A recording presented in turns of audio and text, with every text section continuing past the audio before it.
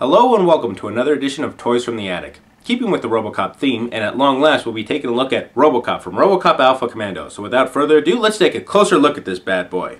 Okay, I said I'd talk a little bit about the show later on in these videos, so here it goes. RoboCop Alpha Commando was a short-lived cartoon series which was trying to breathe life back into the franchise. In the show, after being offline for 5 years, RoboCop is brought back and upgraded to help the Detroit Police Department with their growing wave of crime.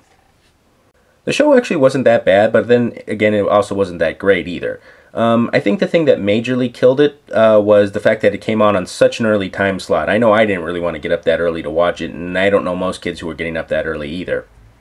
Now the reason I bought this guy was because it was a new RoboCop that was out on the toy lines shelves. He's actually not that bad. There's a lot of nice detail and sculpting in him. And the other reason why I got him was because he fit nicely with a lot of the Toy Biz figures and Marvel and Spider-Man characters that were out at the similar time. Okay, now his articulation is actually pretty good for the time. His legs can move up and down, bend at the knee. He has pretty basic forward and motion shoulder joints, elbows. But the neat thing is actually his wrists can rotate both in 360 degrees. And each one can actually pop off. This is a neat feature because it reminded me of, let me get that back on there. It reminded me of how he was able to remove his arm in the third movie and put that big cannon on there.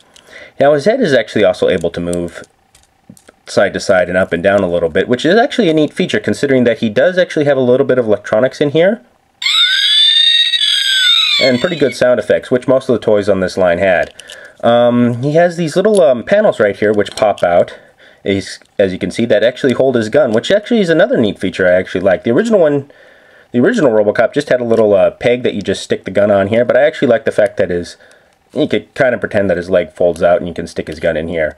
Now this actually isn't the gun that came with him. This is the gun from Nancy Miner. I've since lost some of the things that he came with. He originally came with a rocket launcher, his little firearm pistol, and a little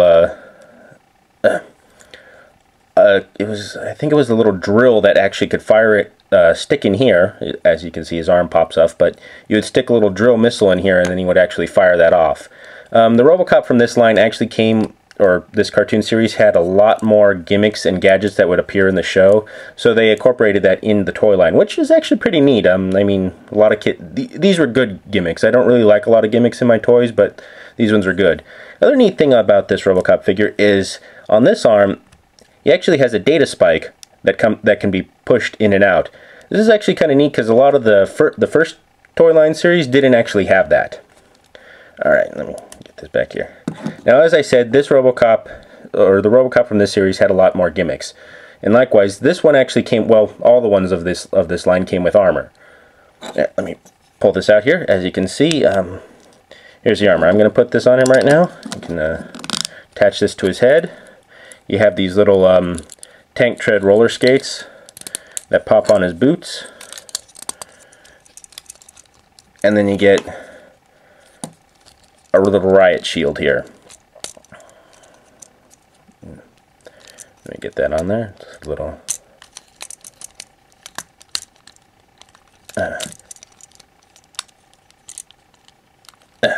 Now, it originally came with some shoulder pads, but like I said, they kind of fell apart in little red parts that would go on the side here. Kind of has been lost over time, so I had to do this review without him. But as you can see, this is kind of why I bought him, because he's kind of the riot version of RoboCop, which I actually thought was pretty cool. They had two other versions. One was he had a jet pack and jet boots that would come on here, giving him the ability to fly. I don't remember exactly what weapons he came with that one. And then another one was he had a helicopter blade up here, and I think he came with an axe and a few other things and like a snowboard that he can ride around on. I don't really know why you would need the snowboard feature, but I mainly bought him because I thought of him as kind of the riot version of RoboCop, which I thought was actually pretty cool. He's actually not that bad of a toy and a figure. He's not the most movie accurate, and he's not really that cartoon accurate. He falls somewhere in the middle.